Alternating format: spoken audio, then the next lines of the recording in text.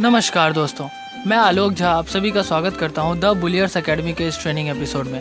दोस्तों, मार्केटिंग के काफ़ी मिथ है हमारे सोसाइटी में अगर देखे जाए तो। जब भी किसी कंपनी की प्रमोशनल एक्टिविटी हम देखते हैं या जब भी हम देखते हैं कि कोई किसी इंश्योरेंस वगैरह किसी को बेच रहा है तो हम कहते हैं यहाँ ये कंपनी अपनी मार्केटिंग कर रही है। प्रमोशन और सेल्स मार्केटिंग प्रोसेस का एक पार्ट है, नो डाउट, बट ये लास्ट में आता है। अगर मार्केटिंग के शुरुआत के कुछ चीज़ों पे ध्यान दिया जाए तो आखिर के प्रमोशन और सेल्स में ज़्यादा ध्यान देना ही नहीं पड़ेगा। तो दोस्तों, इस वीडियो को लास्ट तक ज़रूर देखिएगा क्योंकि लास्ट में मैं आपको बताऊंगा कि कैसे आजकल कंपनीज मार्केटिंग में एक नया स्कोप ढूंढ के सक्सेसफुल हो रहे हैं एंड आपको इसको कैसे यूज़ कर सकते हैं।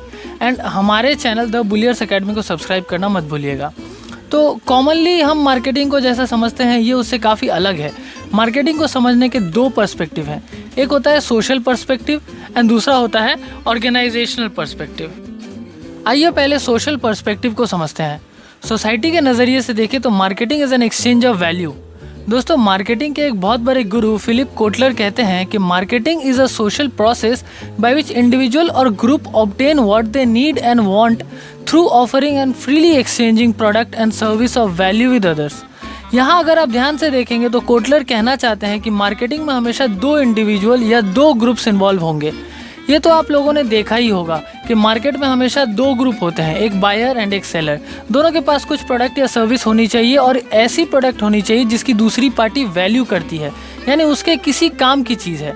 अगर मैं आपसे चावल लूं और बदले में आपको एक ऐसा चीज़ दूं जिसका कोई वैल्यू नहीं है या आपके नज़र में उसकी कोई वैल्यू नहीं है तो वो एक सही मार्केटिंग नहीं होगी, वहाँ एक्सचेंज ऑफ प्रोडक्ट्स नहीं होगा।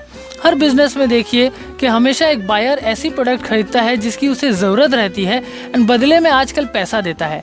सेलर उस पैसे से अपने दुकान में सामान लाता है एंड उस पैसे से फिर अपनी नीड्स पूरी करता है। तो यहाँ सेलर के प्रोडक्ट्स एंड बायर के पैसा दोनों का वैल्यू एक दूसरे के नज़र में है। दोस्तों, यहाँ एक्सचेंज होने के लिए कुछ कंडीशंस फुलफिल करने होते हैं, जैसे कि सबसे पहला कंडीशन है कि there has to be two parties. अब ऑब्वियसली बिना दो अलग अलग पार्टीज के तो एक्सचेंज होगा नहीं। दूसरा कंडीशन है both party should offer something which is valuable to each other. Obviously मैंने आपको बताया है पहले कि अगर दूसरी पार्टी मेरी प्रोडक्ट की वैल्यू नहीं करती है तो एक्सचेंज पॉसिबल नहीं है। अगर कोई दुकानदार कोई सामान बेच रहा है जो आपको ज़रूरत नहीं है तो आप नहीं खरीदेंगे उसे, फिर चाहे वो प्रोडक्ट किसी और के लिए कितना ही वैल्यूएबल एंड यूजफुल क्यों ना हो। तीसरा है each party should deliver the product definitely. अगर कोई भी रीज़न से कोई भी पार्टी अगर अपने वर्ड्स के अनुसार डिलीवरी नहीं दे पाती है अपने प्रोडक्ट्स का तो एक्सचेंज नहीं होगा। आप पैसे दोगे तभी आपको सामान देगा दुकानदार, कितना भी ज़रूरत होगी आपकी वो फ्री में नहीं देगा। आपको भी अपने प्रोडक्ट की डिलीवरी करनी होगी, जो इस केस में पैसा है।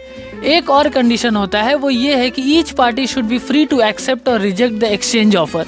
ज़बरदस्ती कोई भी टाइप का एक्सचेंज नहीं हो सकता है। दोस्तों, इस डेफिनेशन में आपने देखा होगा हम वैल्यू की बात करते हैं, तो आइए समझते हैं कि एग्जैक्टली क्या होती है ये वैल्यू। तो दोस्तों, mathematically value is a function of benefit and cost. Benefit में से जब कॉस्ट निकल जाता है तो जो बचता है वही वैल्यू है। मार्केटिंग के टर्म्स में अगर देखा जाए तो वैल्यू से भी बढ़कर होती है परसीव्ड वैल्यू। प्रोडक्ट का बस वैल्यूएबल होना ज़रूरी नहीं है, कस्टमर को लगना भी चाहिए कि प्रोडक्ट वैल्यूएबल है। आपका प्रोडक्ट कितना भी वैल्यूएबल होगा बट अगर एक पर्टिकुलर कस्टमर को उसमें वैल्यू नहीं दिखाई देगी तो वो अपने मेहनत से कमाए पैसे से आपकी प्रोडक्ट नहीं खरीदेगा।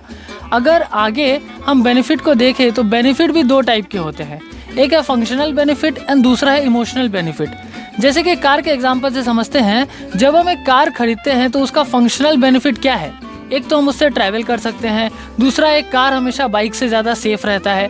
फंक्शनल बेनिफिट के साथ उसके कुछ इमोशनल बेनिफिट भी हैं, जैसे कि एक कार आपके स्टेटस का सिंबल हो सकता है एक सोसाइटी में एंड काफ़ी कुछ।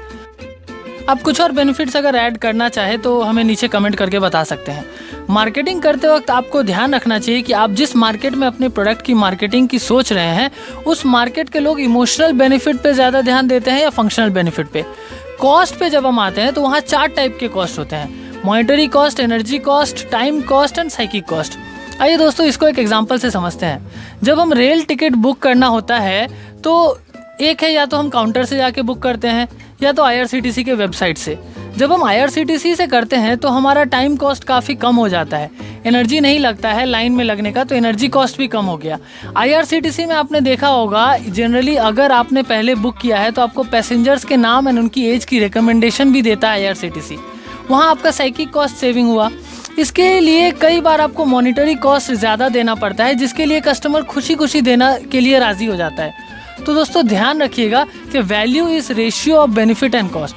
दो पार्टीज़ के आपस में एक्सचेंज तभी पॉसिबल है जब बेनिफिट पॉजिटिव आएगा। अगर कॉस्ट ज़्यादा आ गया किसी के लिए भी तो एक्सचेंज नहीं होगा, वहाँ मार्केटिंग अच्छी से नहीं होगी। आपने देखा होगा कई जगह सेलर कॉस्ट को कम नहीं करते हैं लेकिन बेनिफिट्स को इंक्रीज कर देते हैं, या तो वो मॉनिटरी कॉस्ट को कम नहीं करके टाइम या एनर्जी कॉस्ट कम कर देते हैं। ऑर्गेनाइजेशनल पर्सपेक्टिव से देखें तो अमेरिकन मार्केटिंग एसोसिएशन के हिसाब से marketing is an organisational function and a setup process for creating, communicating and delivering value to customers and for managing customer relationship in ways that benefit the organisation and its stake holders.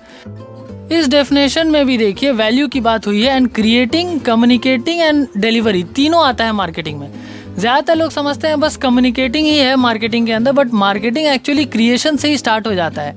और creation में बस production या manufacture ही नहीं बल्कि customer को क्या चाहिए, उसकी नीड क्या है, उसकी कंजम्पशन स्टाइल क्या है, ये सब आता है क्रिएशन में। कस्टमर के प्रॉब्लम के सॉल्यूशन को आप कितना अच्छा एक फिजिकल फॉर्म दे सकते हैं, ये सब आता है क्रिएशन में। उसके बाद आता है कम्युनिकेशन, जहां आप अपने प्रोडक्ट के बारे में बताते हैं अपने पोटेंशियल कस्टमर्स को।